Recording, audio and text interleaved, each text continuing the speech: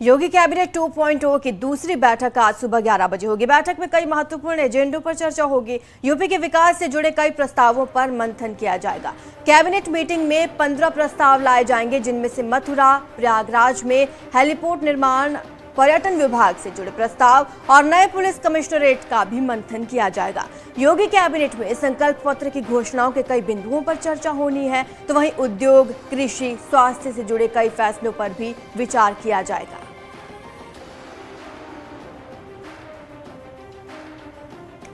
तो सुबह 11 बजे होनी है ये कैबिनेट की बैठक। देखिए पूरी तरह से तैयार योगी कैबिनेट जो 11 बजे बैठक करेगी और कई चीज़ों पर मंथन होगा और कई बड़े फैसले भी लिए जा सकते हैं।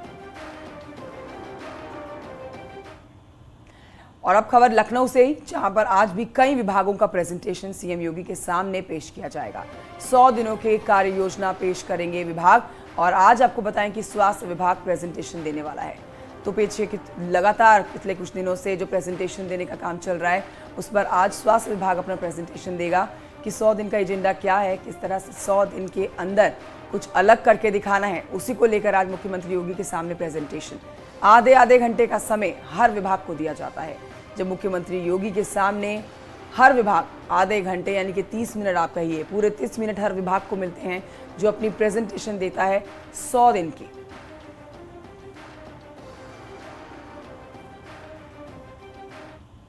उत्तर प्रदेश के विकास को धार देने के लिए योगी सरकार कार्य योजना तैयार कर रही है। इसी कड़ी में सोमवार को भी समाज कल्याण से जुड़े विभागों का प्रेजेंटेशन हुआ। इस दौरान सीएम योगी ने अधिकारियों और संबंधित विभागों को कई दिशा निर्देश दिए।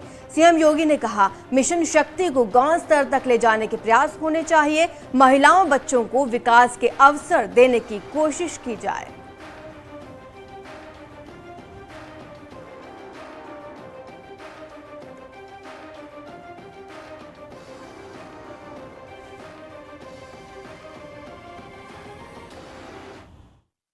चिंतन कर रहे हैं कि महिला कल्याण और बाल पुष्टाहार के लिए क्या क्या करें, क्या क्या योजना बनाएं जिनसे उन्हें लाभ मिले। तीव्रता के साथ जो भी लाभकारी लाभार्थी हैं, जिनको लाभ दिया जाना है पिछड़ा वर्ग कल्याण के माध्यम से या दिव्यांगजन सशक्तिकरण के माध्यम से, तीव्रता के साथ उनको लाभ मिले, अपेक्षित लोग छूटे ना। तो ये सारी चीज़ें बहुत विस्तार से चर्चा हुई। चूँकि अभी बैठक है, मुझे जाना है उसमें। तो कुल मिला के दोनों ही विभागों के लाभार्थियों को समुचित लाभ मिले, इस पे पूरी तैयारी के लिए निर्देश हुआ। तो यहाँ आपको बताते हैं कि सीएम योगी आदित्यनाथ ने पुलिस प्रशासन को अलर्ट पर रहने के निर्देश दिए। 4 मई तक पुलिस और प्रशासनिक अधिकारियों की छुट्टियां रद्द कर दी गई हैं और छुट्टी पर गए हुए सभी अधिकारियों को 24 घंटे के अंदर ड्यूटी ज्वाइन करने के लिए कहा गया है, क्योंकि आने वाले त्योहारों की वजह से ये फैसला लिया गया है ताकि प्रदेश में कानून व्यवस्था बनी रहे।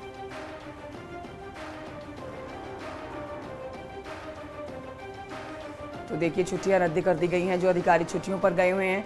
और आगे के लिए अब जो त्योहार शुरू होने वाले हैं, उसके लिए अलर्ट पर रहने के लिए तमाम प्रशासनिक अधिकारियों को कानून व्यवस्था बनाए रखने के आदेश दिए गए हैं। मुख्यमंत्री योगी आदित्यनाथ पूरी तरह से सतर्क, अपने प्रदेश के अंदर सुरक्षा व्यवस्था बनाए रखने के लिए। बीते कुछ दिनों में आपने देखा होगा जिस तरह से दिल्ली के अंदर, जहांगीरपुरी के अंदर दंगे भड़के, हिंसा भड़की, उसकी ठीक उलट तस्वीरें उत्तर प्रदेश से निकल कर आई थी। तो वैसा ही माहौल बना रहे, इसके लिए आदेश जारी किए गए हैं। आज सीएम योगी आदित्यनाथ पूर्वी पाकिस्तान से विस्थापित हिंदू बंगाली परिवार को तोहफा देंगे। सीएम सुबह 10:30 बजे लोक भवन में 63 परिवारों को कृषि भूमि और आवासीय पट्टा सौंपेंगे। सीएम की तरफ से मुख्यमंत्री आवास योजना का स्वीकृति पत्र भी उन्हें सौंप दिया जाएगा। आज कृषि भूमि और आवासीय पट्टे सौंपे जाएंगे। आवास योजना का इन्हें लाभ मिलने वाला है। सीएम योगी खुद स्वीकृति पत्र इन्हें सौंपेंगे। विस्थापित हिंदू परिवारों को सीएम की तरफ से ये तोहफा दिया जाएगा। सुबह करीब 10:30 बजे कार्यक्रम आयोजित किया जाएगा, जिस दौरान पूर्वी पाक से आए हिंदू परिवारों को तोहफा दिया जाएगा।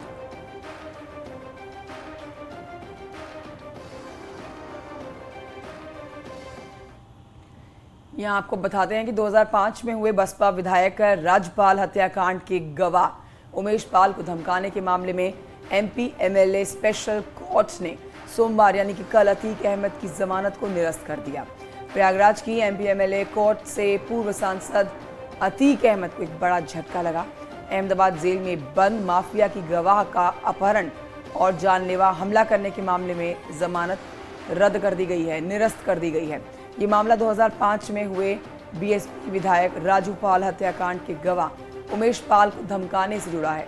2006 में अतीक अहमद पर गवाह उमेश पाल को धमकाने का आरोप लगा था और इस मामले में अतीक को फरवरी 2009 में जमानत भी मिल चुकी थी, लेकिन जमानत मिलने के बाद भी उसके खिलाफ लगातार आपराधिक मामले दर्ज होते रहे, जिसको आधार बताते हुए राज्य सरकार की तरफ से 2017 में अतीक की जमानत को निरस्त करने के लिए एमपी एमएलए स्पेशल कोर्ट में अर्जी दाखिल की गई।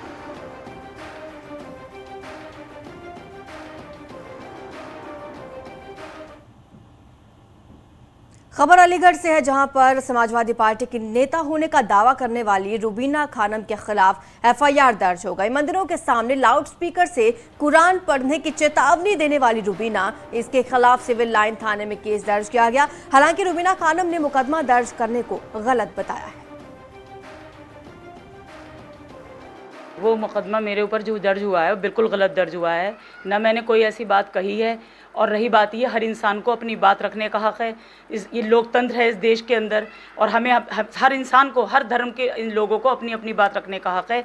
जब दूसरे धर्म के लोगों ने जब इस तरह का बयान दिया कि हम जो हैं मंदिर के सामने, अगर मस्जिद में अगर लाउडस्पीकर नहीं उतारे गए तो हम जो हैं वहाँ पर बैठ के हनुमान चालीसा पढ़ेंगे, तो उसके जवाब में मैंने इसी बात ये कही कि ये बताइए कि अगर आप इस तरह का करेंगे तो हम मंदिर के सामने बैठ करके कुरान का पाठ करेंगे।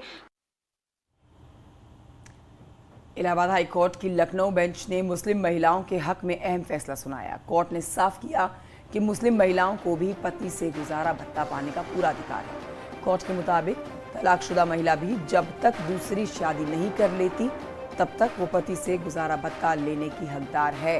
कोर्ट ने आईपीसी की धारा 125 का हवाला देकर मुस्लिम महिलाओं के हक में ये फैसला दिया। गुजारा भत्ता को लेकर 2008 में प्रतापगढ़ सेशन कोर्ट के फैसले को हाई कोर्ट की लखनऊ बेंच में चुनौती दी गई थी, जिस पर अब फैसला सुनाया गया है।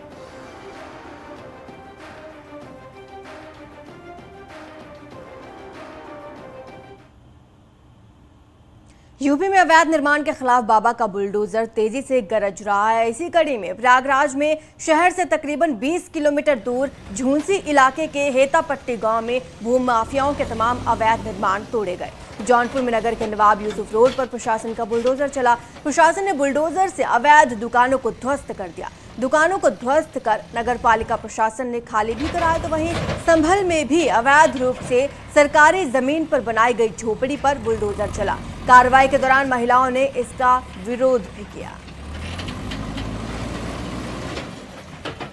3 तस्वीरें आपकी स्क्रीन पर हैं। अलग अलग जगह पर ये बुलडोजर चलाने की कार्रवाई हुई है। प्रयागराज, जौनपुर और संभल से ये तस्वीरें आप देख रहे हैं। बाबा का बुलडोजर लगातार कार्रवाई कर रहा है। अवैध निर्माणों को ध्वस्त किया जा रहा है। बुलडोजर का एक्शन लगातार जारी है। अवैध निर्माण पर ये बुलडोजर चला है। 3 तस्वीरें आपको दिखा रहे हैं। उत्तर प्रदेश के अलग अलग शहरों में ये तस्वीरें सामने आई जब बुलडोजर वहां पर पहुंचा और अवैध निर्माण को ध्वस्त कर दिया। हालांकि लोगों ने इसका विरोध भी किया, लेकिन बुलडोजर अपना काम करता रहा।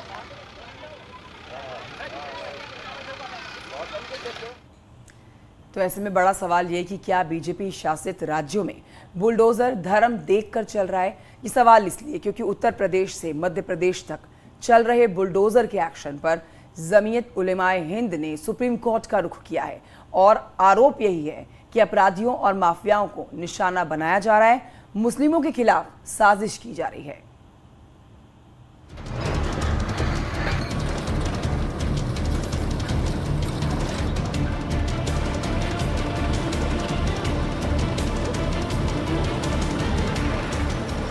उत्तर प्रदेश हो या फिर मध्य प्रदेश, बुलडोजर गरज रहा है।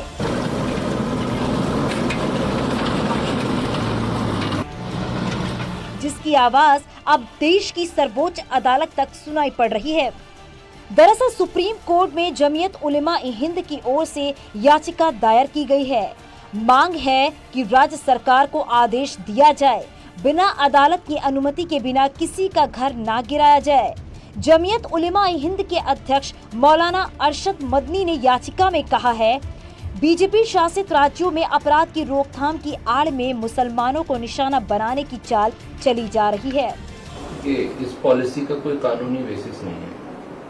सिस्टम में कोई भी चीज कानून की बुनियाद पर चलता है, इसमें कानून का कोई बेसिस नहीं है। तो इसमें सबसे पहला तो एक्शन ये होना चाहिए कि जिन लोगों ने इसको किया है उनके खिलाफ एक्शन लिया जाना चाहिए। जब हुकूमतें नहीं सुनती हैं तो हिंदुस्तान में सबसे बड़ी अदलिया है, सुप्रीम कोर्ट है, तो जाहिर बात है कि वहाँ चाराकार के लिए और अपनी बात कहने के लिए और हक और इंसाफ मांगने के लिए सुप्रीम कोर्ट ज़रूर जाया जाएगा। इस बीच उत्तर प्रदेश में अपराधियों माफियाओं पर कार्रवाई जारी है। प्रयागराज में 2 प्रॉपर्टी डीलरों की ओर से की गई अवैध प्लॉटिंग पर प्रशासन ने बुलडोजर से ध्वस्त कर दी है, तो मऊ में बुलडोजर की धमकी सुनाई दी।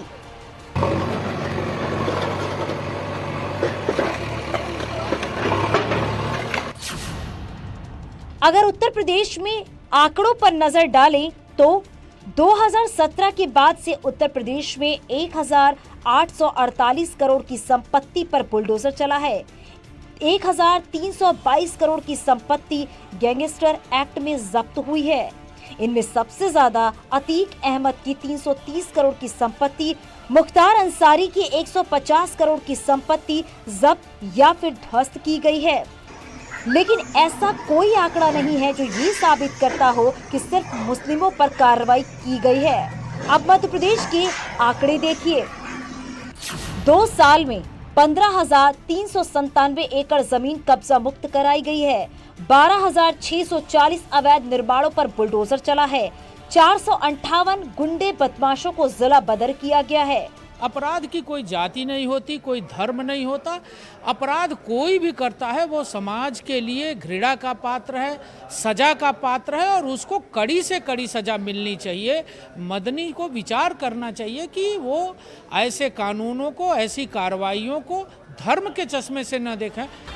जमीयत की ओर से दाखिल याचिका में मध्य प्रदेश के खरगोन में हुई घटना और उसके बाद राज्य सरकार की कार्रवाई का जिक्र किया गया है और आरोप यही है कि बुलडोजर की दिशा धर्म के रास्ते पर मोड़ी जा रही है। Bureau report, news 18।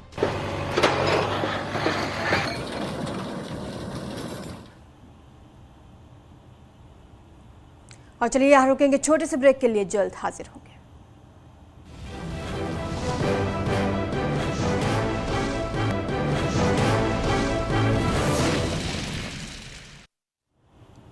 ब्रेक के बाद आपका स्वागत है और अब खबर कोरोना को लेकर। दरअसल कोरोना के नए मामले सामने आने के बाद एक बार फिर लोगों में चिंता दिखाई देने लगी है। आईआईटी कानपुर के प्रोफेसर मणिंद्र अग्रवाल ने अपने गणितीय मॉडल सूत्र के अनुसार कोरोना की चौथी लहर आने की संभावना से इनकार किया। उन्होंने कहा कि वायरस के पुराने म्यूटेंट हैं, वही अपना असर दिखा रहे हैं। लोगों को सावधानी बरतने की जरूरत है।